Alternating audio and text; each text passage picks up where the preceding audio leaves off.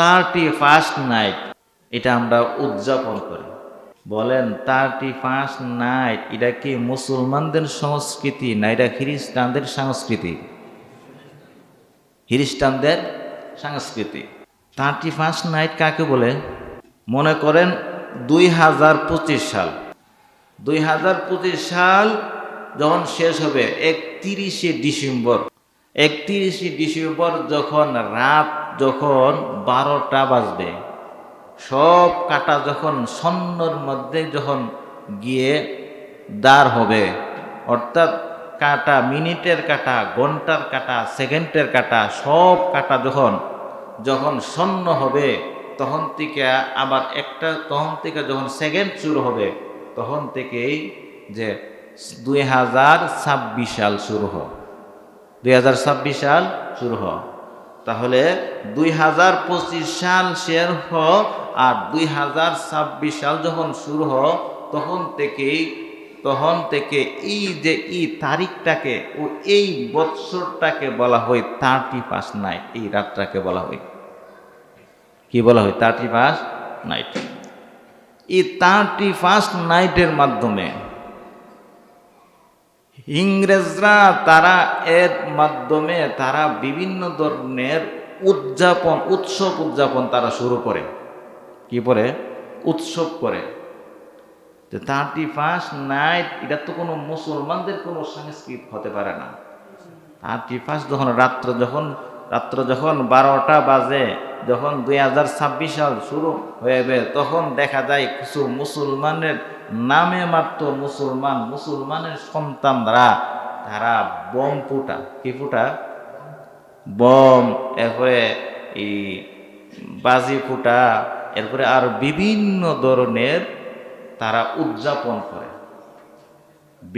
বিশেষ করে যে বিভিন্ন শহরের মধ্যে, ঢাকার মধ্যে, আপনি যারা ঢাকাতে থাকেন তারা দেখতে পাবেন যে বিভিন্ন ধরনের বাজি ফুটায়া তারা বিভিন্ন ধরনের মদ পান করে তারা নববর্ষের তারা স্বাগতম জানা। কি জানা? তারা স্বাগতম জানা। ওই খ্রিস্টানদের সাংস্কৃতিক অনুষ্ঠান করে আমাদের নামে মাত্র মুসলমানের সন্তানেরা তারাও এইভাবে এই রাতটাকে উদযাপন শুরু করে দেয়। হাদিস শরীফের মধ্যে আছে, যারা 31st নাইট পালন করে তাদের কয়েকটা ক্ষতি রয়েছে। এর মধ্যে একটা ক্ষতি হলো, রাসূল সাল্লাল্লাহু আলাইহি সাল্লাম হাদিসের মধ্যে বলছেন, মান তাশাব্বাহা বিকাউমিন ফাহুয়া মিনহুম। রাসূল বলেন, যেই মানুষ যেই জাতির অনুসরণ করে হাসরের ময়দানে সেই জাতির অনুযায়ী সেই জাতি হিসাবে তারা হাসরের ময়দানে উঠবে। সুতরাং কোনো মুসলমান যদি খ্রিস্টানের সাংস্কৃতিক অনুষ্ঠান অনুসরণ করে, ওই জাতি হাসরের ময়দানে মুসলমানের নামে উঠবে না খ্রিস্টানের নামে উঠবে? খ্রিস্টানের নামে উঠবে। হযরতে মূসা আলাইহিস সালাতু ওয়াস সালামের জামানায় এক ব্যক্তি, সে মূসা আলাইহিস সালাম যেইভাবে চলে, যেইভাবে দাঁড়িয়ে আছে, মূসা আলাইহিস সালাম যেই পোশাক পরে, এইভাবে সে মূসা আলাইহিস সালাম অনুসরণ করলো। এক বেদিন অনুসরণ কারণে হাদিস শরীফে আছে, ওই বেদিনকে আল্লাহ তাআলা মূসা আলাইহিস সালামের ধর্ম অনুসরণ করার তৌফিক দান করছে, ধর্ম গ্রহণ করার তৌফিক দিয়েছে। তাহলে বোঝা গেল যেই ব্যক্তি মুসলমানদের সাংস্কৃতিক বাদ দিয়া যারা খ্রিস্টানদের সাংস্কৃতিক অনুষ্ঠান করে, তারা কি মুসলমানের অন্তর্ভুক্ত হবে না খ্রিস্টানদের অন্তর্ভুক্ত হবে? খ্রিস্টানদের অন্তর্ভুক্ত হবে। কোরআনের মধ্যে আল্লাহ বলেন, ইয়া আইয়ুহাল্লাযীনা আমানু লা তানতাখিযুল ইয়াহুদা ওয়ান নাসারা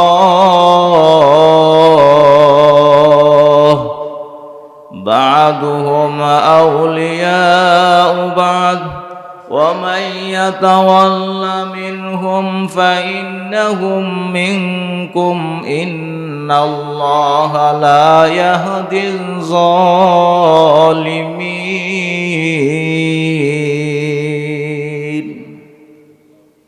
আল্লাহ তাআলা বলেন, হে ঈমানদারগণ, তোমরা ইহুদি এবং খ্রিস্টানদেরকে তোমরা বন্ধু বানায়ো না। তোমরা ইহুদি এবং খ্রিস্টানদের সংস্কৃতিকে তোমরা অনুসরণ করিও না। যদি তোমরা ইহুদি এবং খ্রিস্টানদেরকে বন্ধু বানাও, ইহুদি এবং খ্রিস্টানদের সংস্কৃতিকে যদি তোমরা অনুসরণ করো, আল্লাহ তাআলা বলেন সূরাতুল মায়েদার মধ্যে বলেন, তোমরা ইহুদি এবং খ্রিস্টানদের দলের অন্তর্ভুক্ত হবা। তাহলে ইহুদি খ্রিস্টানদের সংস্কৃতি অনুসরণ করা যাবে? যুবকরা বলে না, করা যাবে? তাহলে তুমি একটা নববৎসরকে স্বাগতম জানানোর জন্য তুমি আনন্দ উল্লাস করো, বাজি বাজাও, মদ পান করো, তুমি কেমন মুসলমান হলা? তোমার মধ্যে একতা থাকার দরকার ছিল। একটা বৎসর আমি আমার কাছ থেকে একটা বৎসর চলে গেছে, আমি এই বৎসরটা ভালোভাবে নেক আমল করে আমি কাটাইতে পারি নাই, এটা আমার জন্য একটা কমতি ছিল। আমি আফসোস করার দরকার ছিল, আল্লাহর কাছে আমি কান্নাকাটি করার দরকার ছিল। আমি নিয়মিত নামাজ পড়তে পারি না, নিয়মিত আল্লাহর হুকুম পালন করতে পারি না, আমার দ্বারা আরো কত ধরনের গুনাহ হয়েছে। আমি এই দিকে চিন্তা করে আমার মধ্যে আফসোস জন্মানোর দরকার ছিল। এটা না করে আমি এই নববর্ষকে স্বাগতম জানার জন্য আনন্দ উল্লাস করা, এটা কোনো মুসলমানের কোনো কাজ হতে পারে না। ঠিক না বেঠিক? জোরে বলেন। এই জন্য দুস্থ বুজুর্গ, যুবকরা, তোমরা এই বৎসরটাকে, এই নববর্ষকে এভাবে তোমরা স্বাগতম জানাবে না। তোমরা এই বৎসরটাকে স্বাগতম জানানো দরকার ছিল রাত্রিবেলা উঠে তাহাজ্জুদ নামাজ পড়ে আল্লাহর কাছে কান্নাকাটি করার দরকার। আল্লাহ, আমার গত বছর আমার দ্বারা অনেক কমতি হয়েছে, সামনের বছরটা যেন আমি ইবাদত বন্দেগী করে যেন আমি কাটাতে পারি, এইভাবে আল্লাহর কাছে দোয়া করার দরকার ছিল কিনা? বলেন তো। যে এই যে একটা মাস, এই মাসটা হলো রজব মাস। কি মাস বলেন তো? রজব মাস। এই রজব মাসের জন্য রাসূল সব সময় দোয়া করছেন, আল্লাহুম্মা বারিক লানা ফি রাজাব ওয়া শাবান ওয়া বাল্লিগনা রমাদান। হে আল্লাহ, আমাকে রজব এবং শাবানের বরকত কল্যাণ আমারে দান করো, এবং আমার হায়াতটাকে আপনি রমজান পর্যন্ত পৌঁছে দিন। রাসূল এই আমলটা বেশি বেশি করত। এই জন্য আমাদের সকলকে এই আমলটা করা দরকার আছে কিনা বলেন তো? আল্লাহ তাআলা আমাদের সকলকে আমল করার তৌফিক দান করেন। সকলে বলেন আমিন। ওয়া আখির দাওয়ানা আলহামদুলিল্লাহি রাব্বিল আলামিন। একটা বছর অতিবাহিত হয়ে গেলে এটাকে বাংলাতে বলা হয় সন। 3টা সন প্রচলিত আছে। একটা সন হলো বাংলা সন, আরেকটা হলো ইংরেজি, আরেকটা হলো আরবি সন। তাহলে বলুন তো, পৃথিবীর মধ্যে কয়টা সন বর্তমানে প্রচলিত রয়েছে? 3টা সন। একটা হলো বাংলা, আরেকটা হলো ইংরেজি, আর একটা হলো আরবি। এই 3টা সন প্রচলিত আছে। এই 3 সনের মধ্যে প্রাচীন যে সনটা, সেটা হলো আরবি সন। এই সনটা কি সন বলেন তো? আরবি। আরবি সন কখন থেকে শুরু হয়েছে? হযরতে রাসূল করিম সাল্লাল্লাহু আলাইহি সাল্লাম মের ঐতিহাসিক হিজরতের ঘটনাকে কেন্দ্র করে হিজরি সনের প্রচলন শুরু হয়েছে। কিভাবে? আল্লাহর রাসূল যখন মক্কা থেকে মদিনায় হিজরত করলেন, আমরা জানি করুণ হৃদয় বিদারক ঘটনা। বেদিন কাফেররা যখন রাসূলের উপরে নির্যাতন শুরু করে দিল, সাহাবাদের উপর যখন অত্যাচারের স্টিমার রোলার চালিয়ে দিল, সাহাবায়ে কেরাম মক্কাতে থাকাটা সাহাবায়ে কেরামের উপর অনেক কষ্ট হয়ে গেল। তখনই আল্লাহর রাসূলকে বললেন, হে আল্লাহর রাসূল, আপনার মাতৃভূমিতে আর থাকতে হবে না, আপনি সেখান থেকে হিজরত করে মদিনায় চলে যান। কেমন নির্যাতন করলো বেদিন কাফেররা!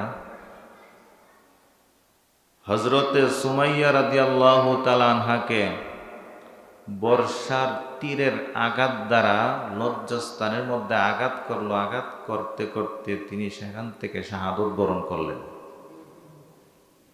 হযরতে বিলাল রাদিয়াল্লাহু তাআলা আনহুকে মক্কার উত্তপ্ত বালুকা রাশির উপরে চিৎ করে শোয়ে তার বুকের উপরের পাটার চাপা দিয়ে বলল, হয়তো মুহাম্মদের ধর্ম ছাড়ো, তা না হইলে এইভাবে ছটপট করতে করতে দুনিয়া থেকে বিদায় হও।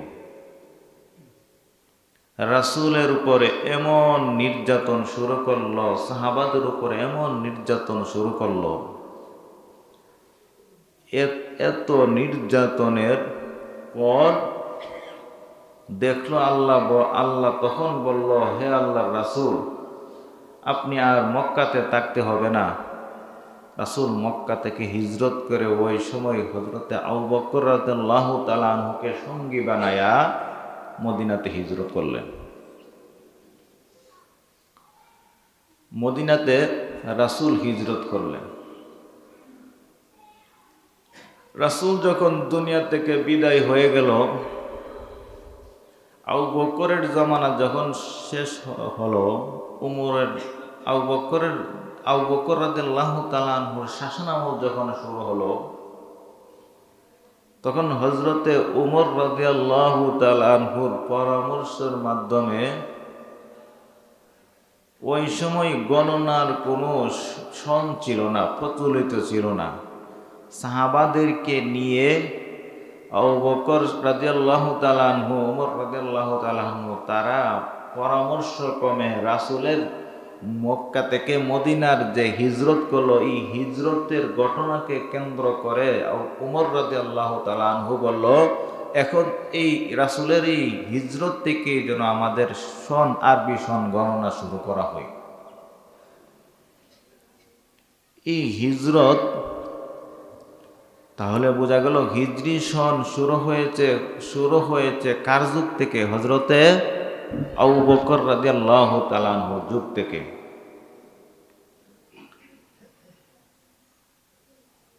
আমাদের বর্তমান বাংলাদেশে হিজরি সন কখন থেকে শুরু হলো? ইসলাম যখন আমাদের বাংলাদেশে ইসলাম, আমরা জানি সম্ভবত বাংলাদেশে ইসলাম আসছে সমুদ্র পথে দিয়ে ইসলামের সূচনা শুরু হয়েছে বাংলাদেশে। ইসলামের সূচনা শুরু হওয়ার পর ওই সময় থেকে আমাদের বাংলাদেশের আরবি সনের হিজরতের সন শুরু হয়েছে। তাহলে হিজরি সনটা হলো, এটা পুরাতন একটা সন। হিজরি সনটা কি? এটা পুরাতন একটা সন। 1201 খ্রিস্টাব্দে ইখতিয়ার উদ্দিন মোহাম্মদ বিন বখতিয়ার খিলজি যখন এই দেশে, বঙ্গীয় দেশের মধ্যে সর্বপ্রথম ইসলামের নিশানা উড্ডয়ন করলেন। এই বঙ্গীয় দেশের মধ্যে সর্বপ্রথম ইসলামের পতাকা উড্ডয়ন করেছেন ইখতিয়ার উদ্দিন মোহাম্মদ বিন বখতিয়ার খিলজি। ইখতিয়ার উদ্দিন মোহাম্মদ বিন বখতিয়ার খিলজি যখন এই দেশের মধ্যে ইসলামের পতাকা যখন উড্ডয়ন করল, তখন থেকেই বঙ্গীয় দেশের মধ্যে, আমাদের দেশের মধ্যে আরবি সনের, হিজরি সনের গণনা তখন থেকে শুরু করলেন। হিজরি সনের গণনা তখন থেকে শুরু হলো। তখন থেকে রাষ্ট্রীয়ভাবে আইন কানুন সব কিছু হিজরি সন অনুযায়ী হতো। আর তো ওই সময় থেকে সম্রাট আকবর পর্যন্ত এটা অব্যাহত ছিল। সম্রাট আকবর থাকা পর্যন্ত এই দেশের মধ্যে হিজরি সনের প্রচলনটা অব্যাহত ছিল, থাকতো। তাহলে বলুন তো, হিজরি সনটা এটা কি নতুন নতুন সন না এটা প্রাচীন সন? এটা একটা হলো প্রাচীন সন, এটা পুরাতন সন। এর বিপরীতে হলো ইংরেজি সন। ইংরেজি সন, এই যে ইংরেজি সনটা কখন থেকে শুরু হলো? ইংরেজি সনের উদ্বোধন হলো যিশু খ্রিস্টের জন্ম থেকে। যিশু, তারা খ্রিস্টানরা, তারা যিশুকে তারা প্রভু মানত। যিশু খ্রিস্টের জন্ম থেকে ইংরেজি সনের প্রবর্তন তখন থেকে শুরু হয়। তাহলে ইংরেজি সনটা হলো খ্রিস্টানদের ধর্মীয় সংস্কৃতি। ইংরেজি সন খ্রিস্টানদের ধর্মীয় সাংস্কৃতিক সন হলো খ্রিস্টানদের সন। সুতরাং এটা মুসলমানদের কোনো ধর্মীয় সংস্কৃতি হতে পারে কি বলেন? মুসলমানদের কোনো ধর্মীয় সংস্কৃতি হতে পারে? মুসলমানের ধর্মীয় সংস্কৃতি ছিল হিজরি সনকে শুরু করে। হিজরি সনের দ্বারা, হিজরি সনের মাধ্যমে আমাদের ধর্মীয় শরিয়া ভিত্তিক যত আইন কানুন আছে, মাসলা মাসাইল আছে, নামাজ রোজা আছে, সব কিছু এটা হিজরি সন অনুযায়ী এটা শুরু হয়। কিন্তু ইংরেজিদের যে খ্রিস্টান, যে খ্রিস্টীয় যে শতাব্দী, এর মাধ্যমে কোনো সময় যে আমাদের ধর্মীয় এটা শুরু হয় না, এর দ্বারা জাগতিক কিছু আইন কানুন হয়। জাগতিক আইন কানুন কি? যেমন স্কুল কলেজ, শিক্ষা প্রতিষ্ঠান, অফিস আদালত, এগুলোর টাইম শুরু হয়, এগুলোর সময় নির্ধারণ করা হয় ইংরেজির মাধ্যমে, ইংরেজির তারিখের মাধ্যমে। কিন্তু হিজরি সনের আইন কানুন, মাসলা মাসায়েল, নিয়ম কানুন, নামাজ রোজা সব কিছুর প্রচলন হয় কোন সনের দ্বারা বলেন তো? হিজরি সনের মাধ্যমে। কিন্তু আমাদের মধ্যে এই ইংরেজি সনটাকে, ইংরেজি সন নিয়ে আমাদের মধ্যে বিভিন্ন আনন্দ উল্লাস শুরু হয়ে যায়, হয় কিনা বলেন তো? হয়। যেমন